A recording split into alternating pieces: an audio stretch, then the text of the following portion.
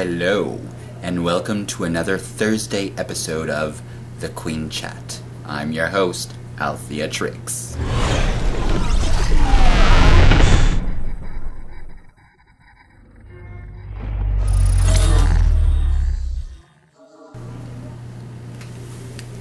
So, welcome everyone to another episode of the Queen Chat.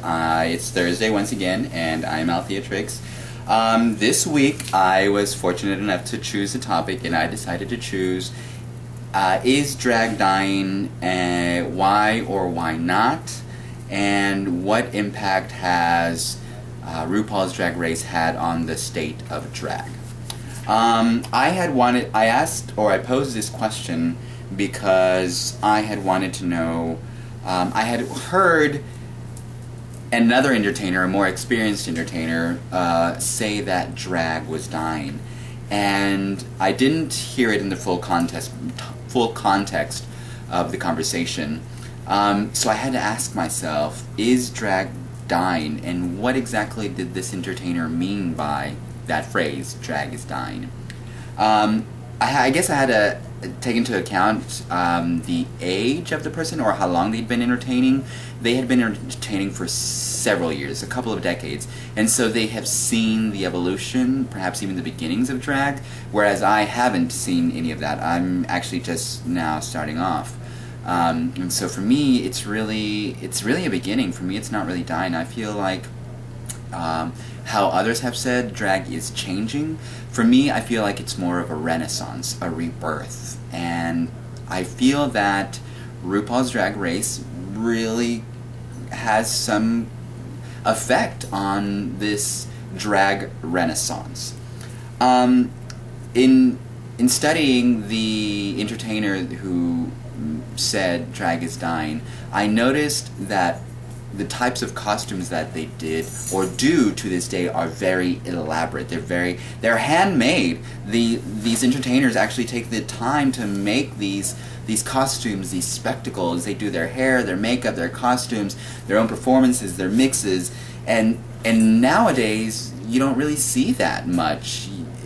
I don't see many entertainers actually making costumes. I mean, there's some that are making it and they're striving to do so, and I appreciate that because I'm one of the few that actually makes my own costumes. This costume was for a Broadway themed week. I did Little Shop of Horrors. This was my Audrey 2. And these are my tentacles, which are also around my neck. Well, see? In case I want to see these are my tentacles. But yeah, anyways. So going back to topic, I can understand why the other entertainers would say that drag is dying. Because whereas in the past, the entertainers were making their own costumes, they were doing everything themselves, nowadays a lot of the entertainers aren't making their own costumes. They're just going off to the store, and while it's awesome that everybody can purchase these costumes, it really doesn't make us different, or it doesn't make us stand out. And so like others have said, if we don't really put effort into our craft or into our work, then people are going to forget. People aren't going to take notice. And so I think that I can understand why some people would say drag is dying. Perhaps the style of drag that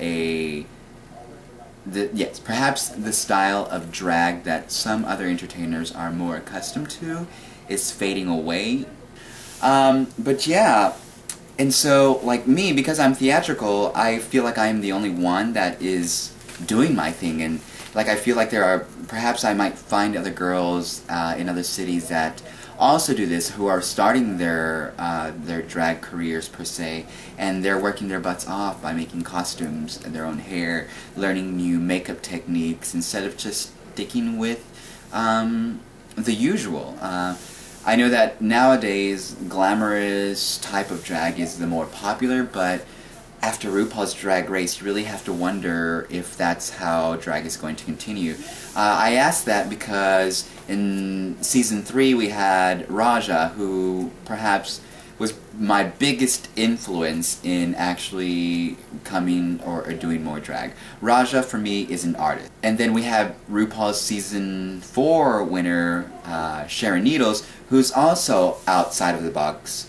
these past two winners haven't been your traditional drag queen entertainers. They have been outside of the box. They have pushed theatricality to a different level. They have tried something spectacular, something like a spectacle. And so I also feel that drag is not dying by no means. Perhaps a certain style is fading away, or it doesn't have the same luster that it used to in the past. But now I see, like I said, the renaissance of drag. Drag really should be pushed because there are no rules, there are no boundaries, and if we all try to stick to some unwritten rule that you can't have too much theatricality, that you can't have burlesque, or that you have too much glamour, whatever it may be, drag, everyone has their own style, so drag is never dying. Drag is always changing. And if you happen to have an issue with someone else's style of drag, then that's okay, but you have to accept that everyone has a different style of drag, whether it be theatrical, whether it be glamorous, whether it be campy, whether it be humor, whether it be burlesque, whatever it is, I'm sure that everybody can fit in their own niche. So I guess to answer my question shortly, drag is not dying. RuPaul's Drag Race has affected the way drag is done, or how drag is changing, and I say this mostly because of the past two winners, Raja Gemini, who I consider an artist above a drag entertainer, and Sharon Needles, who I just feel is something out of the box that kind of turns drag on its head. And as for me, well, as you can tell, I am Althea Trix. I am all theatrics. I will never be anything less than theatrical. My drag will always be theatrical. So, with that said, I'm Althea Trix on your Thursday. Let us know what you think about drag, what the state of drag is. Let us get this dialogue going. I want to know where you think it is, where you think it's going, or where you think it might have been. And if you happen to be out there, one of those who thinks that drag is dying, I would like to know why you think it's so. Let us know what's going on. I would like to talk. So yeah, like us, share this with your friends, share the Queen Chat with your friends, but engage in dialogue with us. Let us know how you feel. Again, I'm Althea Trix, so y'all stay tuned for tomorrow, Friday, with Stormy Rain. Peace out. Feed me, Seymour. Feed me all night long.